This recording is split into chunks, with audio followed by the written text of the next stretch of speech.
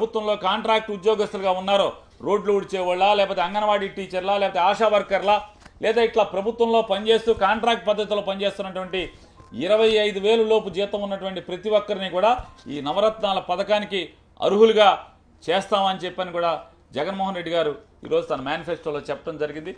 ఇది ఆకర్షణీయంగా దొంగ మాటలు లేనటువంటి నిజాయితీతో కూడినటువంటి ఒక నమ్మకాన్ని నిలబెట్టుకున్నటువంటి జగన్మోహన్ రెడ్డి గారు చెప్పినటువంటి ఈ మేనిఫెస్టో ఖచ్చితంగా ప్రజలు అత్యంత విశ్వసనీయతని మారుపేరైనటువంటి జగన్మోహన్ రెడ్డి గారు చెప్పిన ప్రతి మాటని జనం నమ్ముతారు. నమ్మకానికి మారుపేరైనటువంటి జగన్మోహన్ రెడ్డి గారు ఇచ్చినటువంటి ఈ మాటని ప్రతి వైఎస్ఆర్ కాంగ్రెస్ పార్టీ, ప్రతి గృహసారథి, ప్రతి కార్యకర్త దీన్ని ప్రజల్లోకి చేరవేయండి, ప్రజలకు చేరవేయండి. ఆల్రెడీ ఇప్పటికే మాట చెప్తే నిలబడతాడు. మా నమ్మకం జగన్, చెప్పాడంటే చేస్తాడంటే అనేటువంటి మాటలు మనం జగన్ గురించి మారుపేరుగా మాట్లాడుకుంటున్నాం. కాబట్టి ఖచ్చితంగా 2024 జూన్ మాసంలో జగన్మోహన్ రెడ్డి గారు ప్రమాణ స్వీకారం చేసి మళ్ళీ ఈ మేనిఫెస్టోని అమలు చేసి తీరుతాడని చెప్పని కూడా మీ అందరికీ విజ్ఞప్తి చేస్తూ సెలవు. సార్, కొత్తవి చెప్పి మోసం చేసే కంటే కొత్త హామీలని చెప్పి మోసం చేయడానికి జగన్ నిజాయితీ చూడండి. మీకు ఇదే మనం జగన్మోహన్ రెడ్డి గారిలో చూడాల్సింది.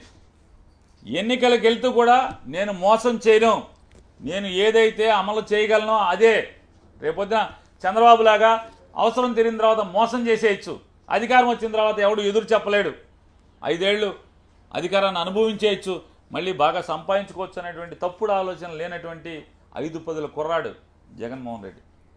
నమ్మకం కోసం బతుకుతున్నాడు, నిజాయితీగా బతుకుతున్నాడు. ఈ రాష్ట్ర ప్రజలకి నయా పైసా లంచం లేకుండా, రికమెండేషన్ లేకుండా అర్హత ఆధారంగా పెన్షన్ పథకాలు పంచిపెట్టేటువంటి కార్యక్రమాన్ని నాయకత్వం వహిస్తున్నాడు. మరి దమ్ముగా చెప్తున్నాడు.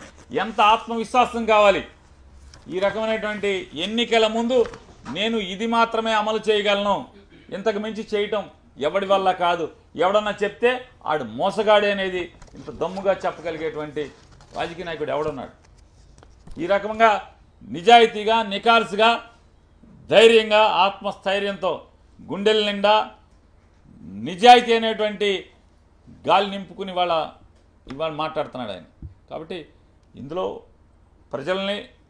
ప్రజలకి జగన్ మీద నమ్మకం ఉంది, జగన్కి జనం మీద నమ్మకం ఉంది. ఖచ్చితంగా నిజాయితీతో కూడినటువంటి ఈ మేనిఫెస్టో ప్రజలు విశ్వసిస్తారు. ఖచ్చితంగా జగన్కి మళ్ళీ అండగా ఉంటారు.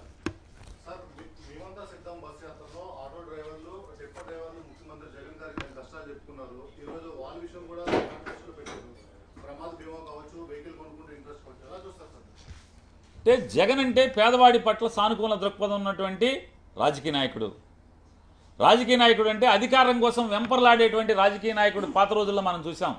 కానీ అధికారం కోసం కాకుండా జనానికి ఏదో ఒకటి చేయాలి, పేద మధ్యతరగతి వర్గాలకు ఏదో ఒకటి చేయాలి, సమాజానికి ఏదో ఒకటి చేయాలి, సమాజంలో మార్పు తీసుకురావాలి, జగన్ ముద్ర ఉండాలి.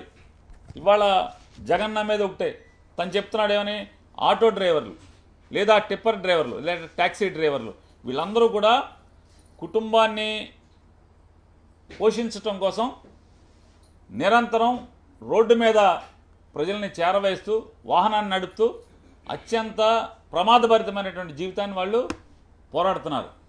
కాబట్టి ఖచ్చితంగా ఎక్కడైనా జగన్ నమ్మేది, ఒక మనిషి చచ్చిపోయాడంటే యాక్సిడెంట్లో ఆ మనిషి ఒక్కడే చనిపోవటం కాదు, ఆ కుటుంబం బజారును పడుతుందని నమ్మేటువంటి వ్యక్తి జగన్మోహన్ రెడ్డి గారు.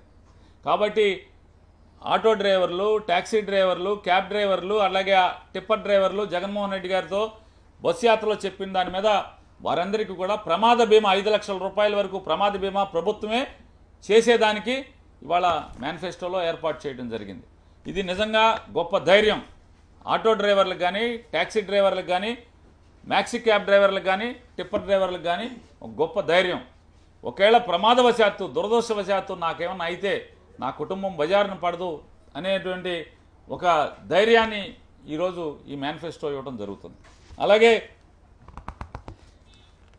జగన్మోహన్ రెడ్డి గారు విద్య మీద కూడా విపరీతమైనటువంటి ఆయన చెప్పాడు, విద్య వైద్యం మీద నేను విపరీతమైన ప్రత్యేకమైన శ్రద్ధ పెడతాను. జగన్ నమ్మేది ముఖ్యమంత్రులు మారినంత మాత్రాన, ప్రభుత్వాలు మారినంత మాత్రాన ఈ రాష్ట్రంలో ఉన్నటువంటి పేద కుటుంబాల్లో పేదరికం పోదు. కేవలం ఆ ఇంట్లో పిల్లల ఉన్నత చదువుల ద్వారా మాత్రమే ఆ ఇంట్లో పేదరికం పోతుందని నమ్మేవాడు జగన్మోహన్ రెడ్డి గారు. కాబట్టి ఇప్పటికి 5 ఏళ్లు విద్యలో సమూలమైనటువంటి రెవల్యూషన్ తీసుకొచ్చాడు.